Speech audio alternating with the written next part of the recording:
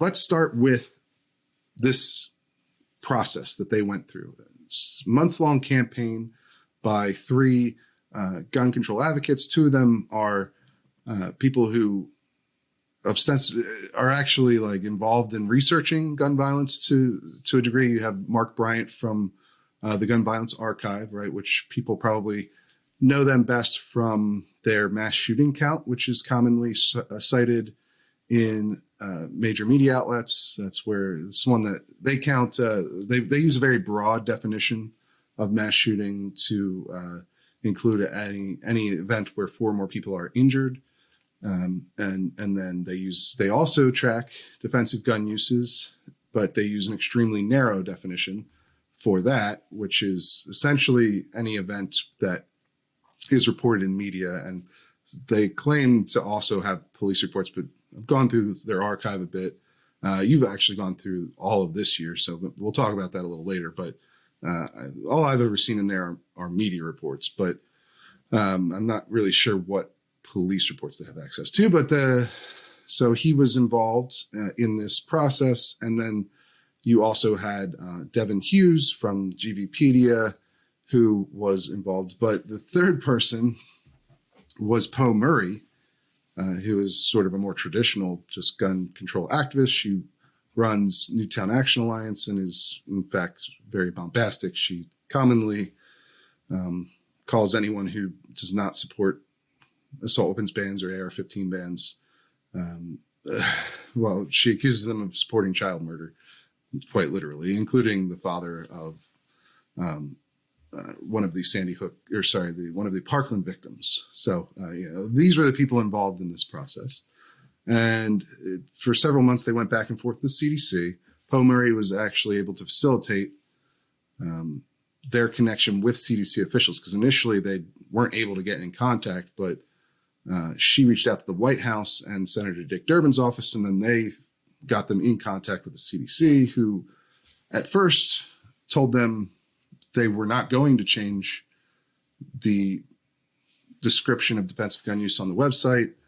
But after having a private meeting, the CDC changed its mind, and they removed the range of estimates that they had included on the Fast Facts website, which was from 60,000 to 2.5 million per year.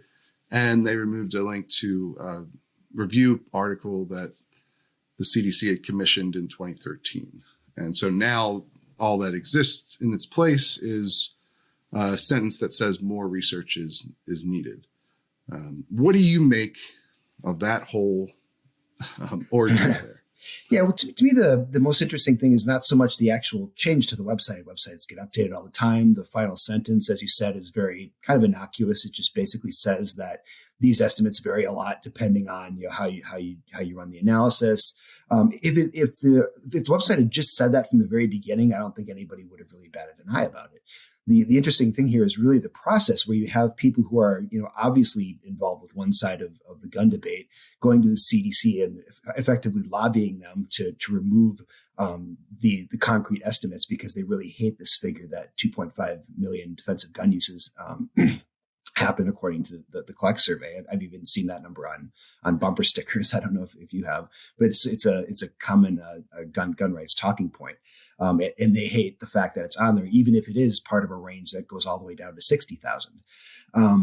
So it's really striking given a few things. First of all, there's the CDC's history of gun research. Obviously it's been extremely controversial. People with the CDC back in the 90s were very explicit that they were commissioning gun research with the goal of banning guns. And that actually prompted congressional action. You have this law in the books that says it doesn't ban the CDC from doing gun research, but it says you can't advocate or promote gun control from the CDC. And then, of course, over the past few years, we've had the pandemic. The entire public health field has been very much under fire from the right side of the aisle. And so having, CDC and the public health having some legitimacy with conservatives, you would think would be something that would be important to them. Obviously, they don't want to say anything that's false to pander to conservatives, but certainly they could leave up a completely innocuous description of the research on defensive gun uses, which is what they had originally. And instead, they meet with these gun control advocates, and they remove the statement from the website. And this is something that is not even done in a clandestine manner, because as you noted in your piece, it was actually the Trace that reported first that this had changed and that gun control advocates had been involved. This was something that the whole community kind of knew about, that they were actively lobbying the CDC to take that number off their website, and they succeeded in doing it. So this, to although me, people didn't find out about that until after it had happened. Yeah. They weren't open about it while it was happening. But you're correct that the Trace was the first to note that the change had happened and to get the CDC to confirm that it was the result of lobbying from, although they left, I think the CDC left out some important information in their statement to the Trace.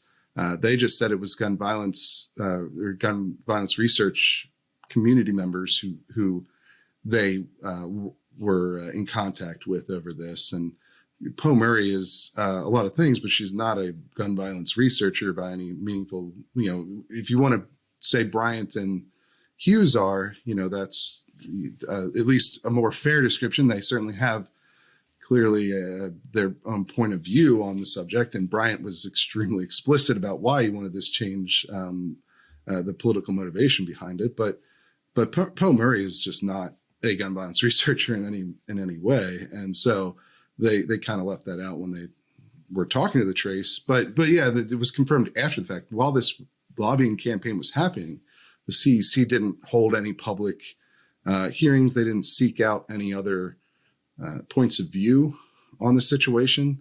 And they made the change without announcing it. So, the Trace found out about it later on, presumably from the people who had lobbied for this change. But the CDC was themselves tried to be fairly secretive about the whole situation. Yeah, what I mean, though, is simply that this is something that came to light, and it somewhat predictably came to light, because these are people like Poe Murray is not a particularly quiet person. You might say from noting that on her Twitter feed. So you're facing a pressure campaign from people who are very, have very public profiles, and connected politically. Yeah, and connected. That's not something that you expect to necessarily stay secret forever, and it predictably did. It ended up in the Trace, which is also not the Trace wasn't exposing something they saw as something that was a problem. They were essentially just reporting that, hey, this pressure campaign worked.